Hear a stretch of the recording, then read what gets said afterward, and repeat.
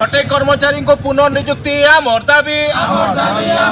छटई प्रतिवाद रे आउटसोर्सिंग कर्मचारी आंदोलन भद्रक स्वयंशासित महाविद्यालय परिसर रे देले धारणा। छटई प्रतिवाद रे आउटसोर्सिंग कर्मचारी प्रतिवाद शुक्रवार भद्रक स्वयंशासित महाविद्यालय परिसर रे आउटसोर्सिंग कर्मचारी माने छटई प्रतिवाद रे आंदोलन करिसेंती।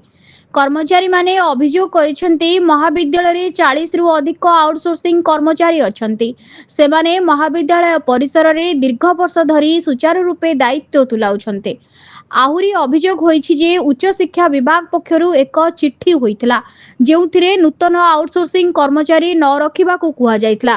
हेले भद्रक स्वयंशासित महाविद्यालय रे दीर्घ वर्ष धरी काम करुथुबा 40 जण आउटसोर्सिंग कर्मचारी को छटई करा जाइछि। एथिपाई आउटसोर्सिंग कर्मचारी माने प्रतिवाद करी भद्रक स्वयंशासित महाविद्यालय परिसर रे शांतिपूर्ण आंदोलन करिसेंती।